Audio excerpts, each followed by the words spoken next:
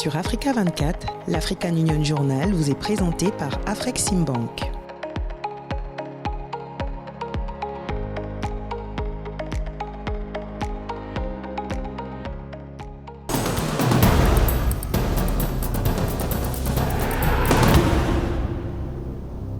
Merci d'avoir choisi Africa 24 pour vous informer. Madame, Messieurs, bienvenue dans cette nouvelle édition de l'African Union Journal, votre magazine hebdomadaire consacré à l'actualité au sein de l'Union africaine.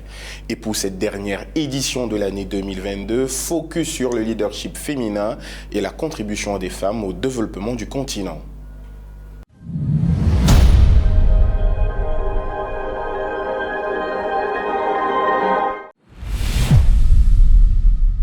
En Afrique, les femmes produisent 62% des biens économiques du continent, mais seulement 8,5% sont officiellement salariés de l'économie.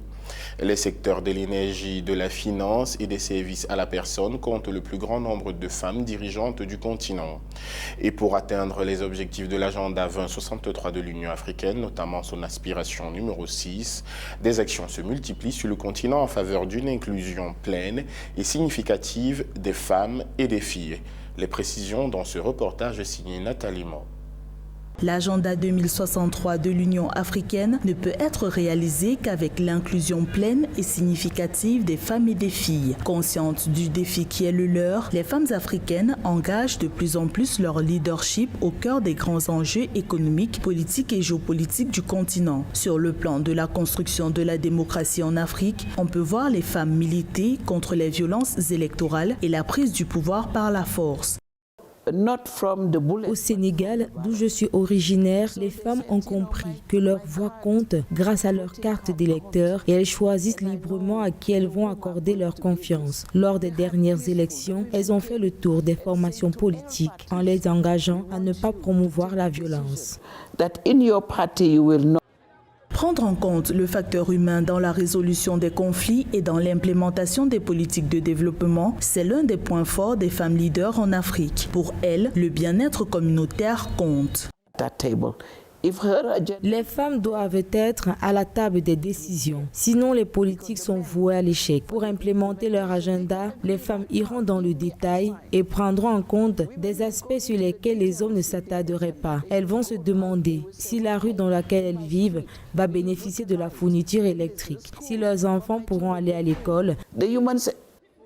En Afrique, le leadership des femmes repose sur un pilier majeur qu'est l'éducation. Après la pandémie de Covid-19 qui a conduit à la déscolarisation de plus de 125 millions de filles, le Centre international de l'Union africaine pour l'éducation des filles et des femmes œuvre au retour à l'école des jeunes filles grâce à un programme de cantine scolaire.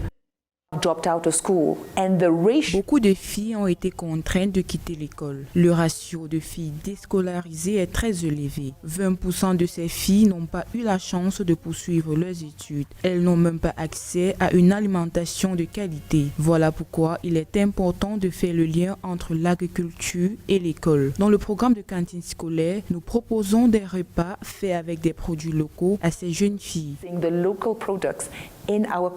Les femmes produisent 62% des biens économiques en Afrique, or seuls 8,5% sont officiellement scolarisés dans l'économie. Cependant, les secteurs de l'énergie, des finances et des services à la personne comptent le nombre le plus élevé de dirigeantes sur le continent à 25,2%, 24,5% et 24,3% respectivement. Principales actrices du développement social sur le continent, les premières dames d'Afrique réaffirment leur engagement en faveur de l'élimination de la transmission du VIH de la mère à l'enfant et la fin de la pandémie de sida d'ici 2030. À côté de la lutte contre cette maladie, il existe plusieurs autres causes au cœur de l'action des premières dames d'Afrique. Roberto Bokbe pour les détails. Promotion du genre, lutte contre les violences faites aux femmes, autonomisation des femmes, éducation, santé, sociale, les causes au cœur de l'action des premières dames africaines sont multiples, toutes sous-tendues par l'épanouissement des couches défavorisées. De la première dame du Cameroun à celle du Burundi, en passant par celle de la République démocratique du Congo, du Rwanda, du Ghana, du Nigeria et de la Côte d'Ivoire entre autres, chacune de ces personnalités, portée par sa fondation ou sa plateforme, va au secours des plus démunis. Dominique Ouattara est un exemple. La première dame de Côte d'Ivoire est à l'initiative de plusieurs projets à travers Children of Africa. Au titre des grands projets réalisés dans le domaine de la santé, je peux citer la construction d'un hôpital mère-enfant de niveau international avec un matériel de pointe spécialement dédié aux mères et aux enfants et qui rend d'énormes services aux populations. En effet, un quart de nos patients y sont soignés gratuitement. Dans le secteur de l'éducation, notre dernière réalisation en date est la construction en 2020 d'un groupe scolaire d'excellence dans la commune d'Abobo, dédié à nos enfants défavorisés qui peuvent ainsi recevoir une éducation de qualité dans un cadre adéquat. La fondation dénommée Cri de cœur d'une mère, fondée en 2016 par la première dame centrafricaine Brigitte Touadéra, s'est dotée de 2 plans triennaux successifs. Un premier pour la période 2017-2019 et le second pour la période 2020-2022 qui a été élaboré conformément aux orientations du dernier plan stratégique de l'OPDAD, l'Organisation des premières dames d'Afrique pour le développement. Les principaux axes stratégiques qui ont sous-tendu la mise en œuvre de ces plans sont le renforcement du partenariat, le plaidoyer, la mobilisation des ressources, la communication. Des plans ralentis et même mis en échec par des contraintes financières, mais qui n'ont pas pu empêcher des activités à fort impact. La fondation dénommée Cri de cœur d'une mère que j'ai fondée en 2016 s'est successivement dotée de 2 plans triennaux. Un premier pour la période 2017-2019 et le second pour la période 2020-2022 qui a été élaboré conformément aux orientations du dernier plan stratégique de l'OPDAD.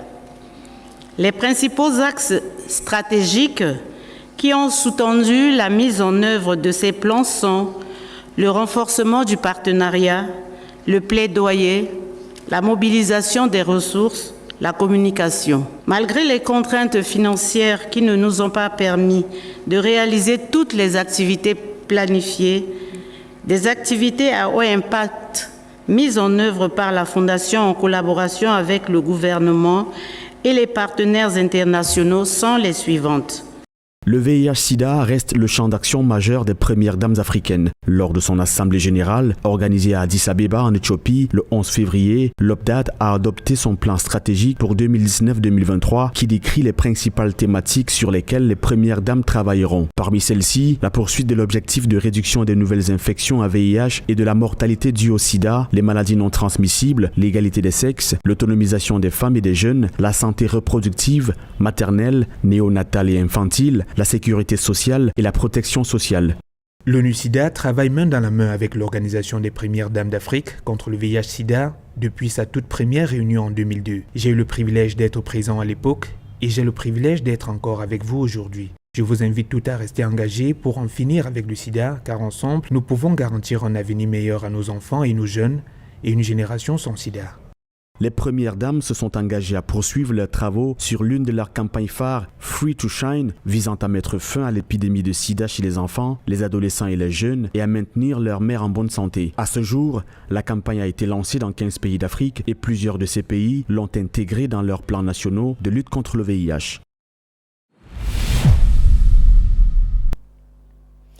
L'Union africaine mise sur la pleine inclusion des femmes et la promotion de leur place dans les processus de paix sur le continent pour réaliser les objectifs de son agenda 2063 visant la transformation de l'Afrique.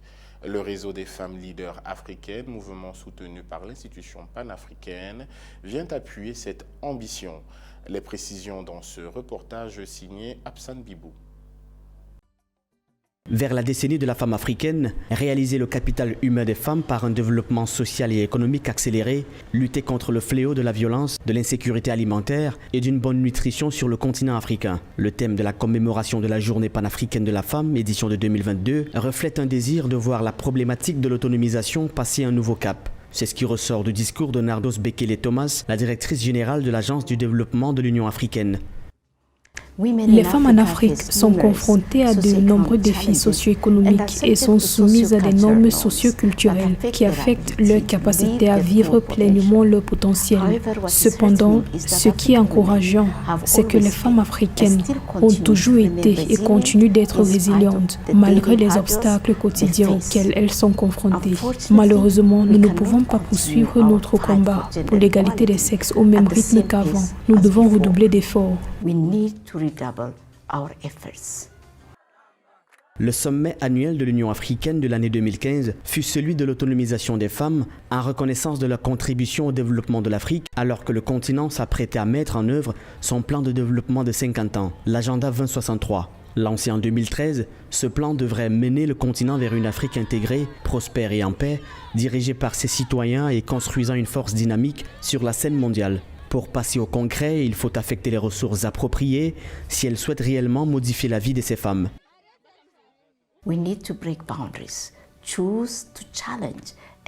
Nous devons briser les frontières, choisir de défier et de perturber les injustices et inspirer les jeunes filles. Il n'y a pas de progrès et d'avenir pour nos enfants avec la marginalisation de la moitié de la population. L'autonomisation des femmes est l'essence d'une vie décente et digne. Ne soyez pas un spectateur, agissez maintenant, résistez et combattez pour les droits des femmes, des adolescentes et des jeunes femmes. La plupart des pays africains ont ratifié bon nombre de politiques et cadres nationaux et internationaux relatifs à l'égalité des sexes et à l'autonomisation des femmes, notamment la Convention sur l'élimination de toutes les formes de discrimination à l'égard des femmes de 1979 et le Programme d'action de Beijing de 1995. L'UA dispose d'une plateforme institutionnalisée pour la promotion des femmes qui a pour responsabilité de transformer les politiques en actes concrets. L'Afrique a pris des mesures audacieuses dans divers domaines, y compris le développement économique et la gouvernance. Le deuxième rapport continental sur la mise en œuvre de l'agenda 2063 montre que la proportion de sièges occupés par des femmes au Parlement national dans les organes régionaux et locaux est passée de 21% et a atteint l'objectif de 28%, bien que des progrès notables tels que ceux-ci aient été réalisés. Il reste encore beaucoup à faire pour garantir qu'aucune femme en Afrique ne soit laissée pour compte. De nombreux spécialistes des questions de l'égalité des sexes déclarent que pour que l'Afrique atteigne ses objectifs concernant l'autonomisation des femmes, les politiques actuelles doivent être efficacement appliquées, ce qui exige un changement des mentalités et l'affectation de plus de ressources. L'accent doit également être porté sur les domaines affichant le moins de progrès, notamment l'agriculture, l'émancipation économique, la santé, la paix et la sécurité.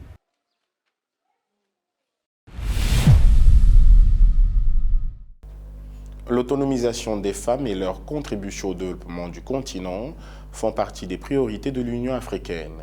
Si des observateurs saluent la démarche menée jusqu'ici par l'institution panafricaine dans ce sens, tous s'accordent cependant sur le fait que l'Afrique doit aller au-delà du discours en traduisant ses paroles en actes concrets, en affectant les ressources appropriées pour une meilleure inclusion de la femme africaine. Un sujet de la rédaction.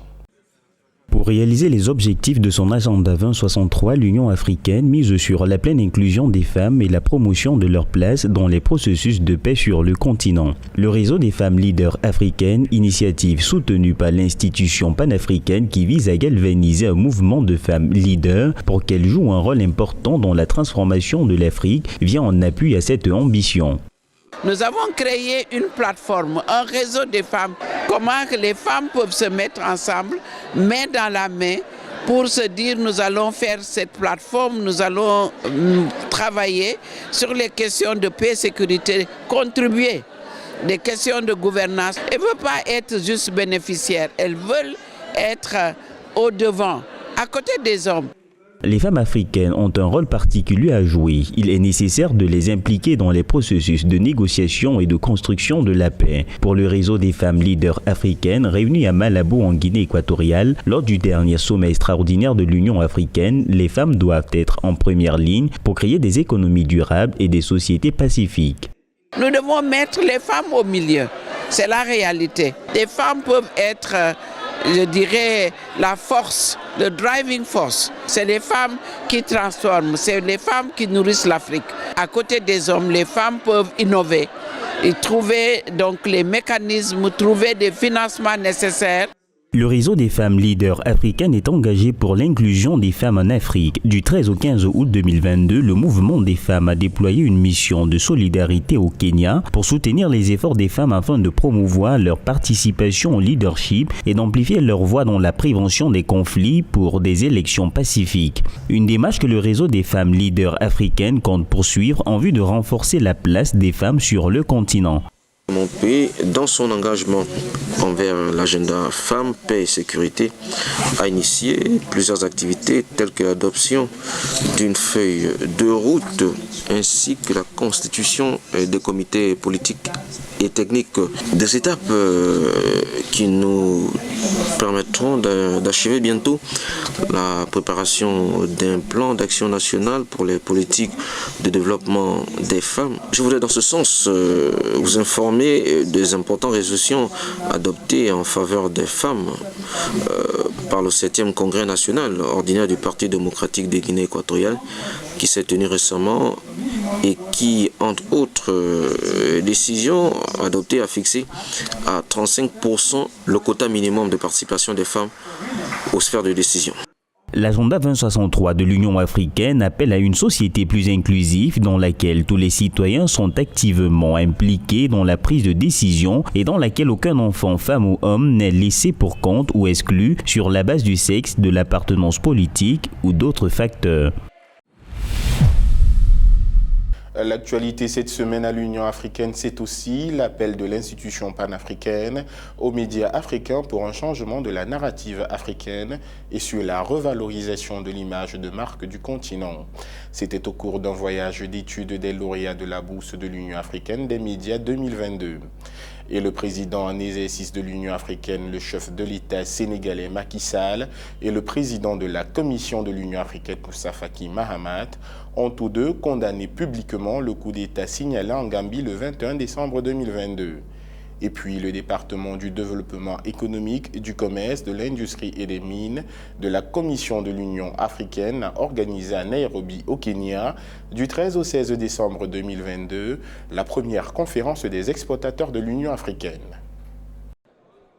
L'Union africaine a édifié les lauréats de sa bourse des médias 2022 sur la valorisation de l'image de marque des nations dans le cadre d'un voyage d'études de 2 semaines mené en Afrique du Sud du 29 novembre au 10 décembre dernier. Dans le cadre de ce voyage d'études, les boursiers se sont rendus au siège de Brown South Africa, l'agence de marketing officielle de l'Afrique du Sud qui a pour mission de bâtir la réputation du pays dans un contexte de compétition internationale. La directrice générale par intérim de Brown South Africa, Sintembil Tombela, a expliqué qu'il est important de reconnaître le caractère unique de l'offre de chaque pays et de le présenter d'une manière qui permette d'attirer l'attention du monde. Elle a mis au défi les boursiers de l'Union africaine de créer une image de marque positive et convaincante pour le continent afin d'améliorer son image et sa compétitivité sur la scène internationale.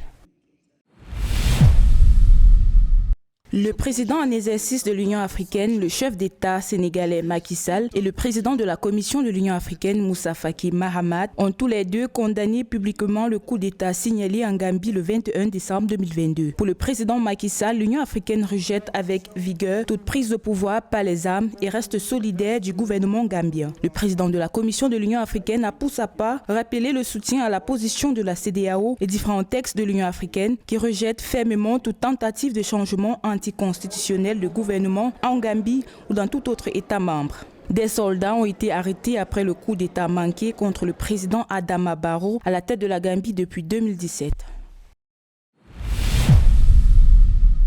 Le département du développement économique, du commerce, de l'industrie et des mines de la Commission de l'Union africaine a organisé à Nairobi au Kenya du 13 au 16 décembre 2022 la première conférence des exportateurs de l'Union africaine. L'événement a été organisé sur le thème de l'inclusion digitale avec la présence de participants des différentes communautés économiques régionales. La conférence a mis en exergue le potentiel de la zone de libre-échange continentale africaine ZLECAf qui devrait permettre de relever les échanges entre États au sein du continent. Le commerce intra-africain est actuellement évalué à 16% contre 66% pour l'Union européenne. Le rapport sur le développement économique en Afrique 2021 révèle que le commerce intra-africain a totalisé 70 milliards de dollars en 2021, représentant 14,4% de la valeur totale des exportations africaines sur la période. D'après les données présentées à cette conférence, en dehors de l'Océanie, l'Afrique est le continent présentant la plus faible part des exportations intra-régionales par rapport aux exportations globales.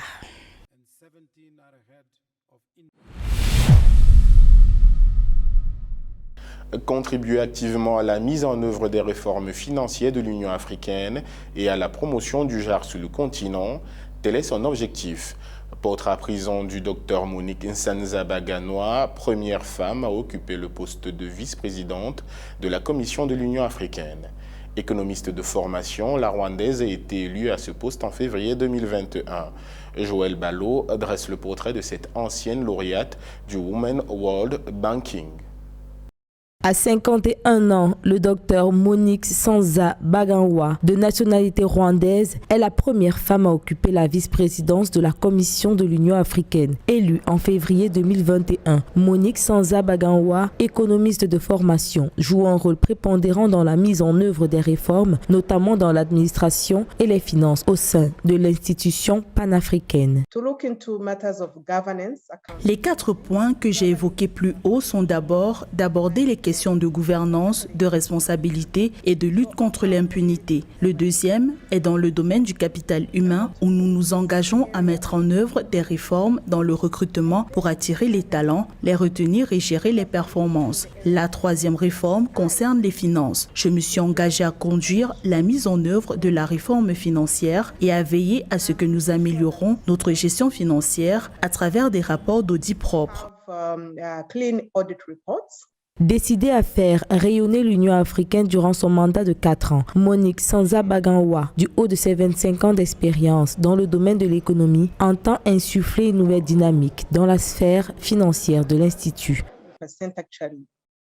La réduction de 12% du budget fixe n'est pas une contre-performance. C'est juste une mesure d'austérité prise en raison du Covid-19. La capacité des États membres à soutenir les fonctions de l'Union africaine a été largement discutée avec les États membres ayant l'engagement d'assurer un financement à 100% des opérations du syndicat et assurer au moins 75% de nos programmes. Nous sommes donc sur la bonne voie pour atteindre les objectifs qui doivent être évalués d'ici 2025.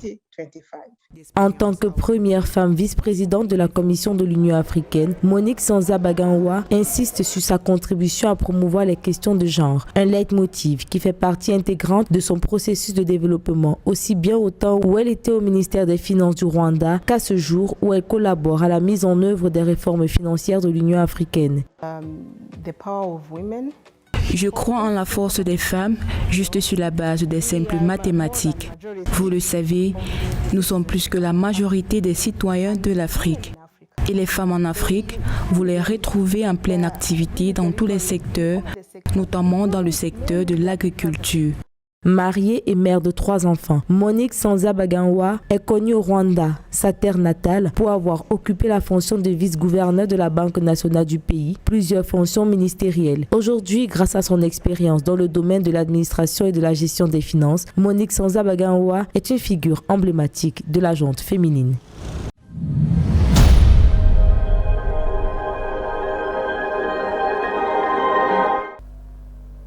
Cette édition de l'African Union Journal a été préparée par l'ensemble de la rédaction. Merci de l'avoir suivi.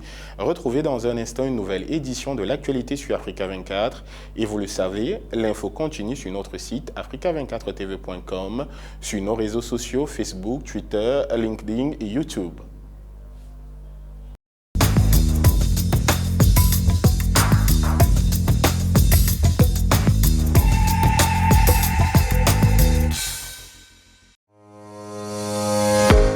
Sur Africa 24, l'African Union Journal vous est présenté par Afreximbank.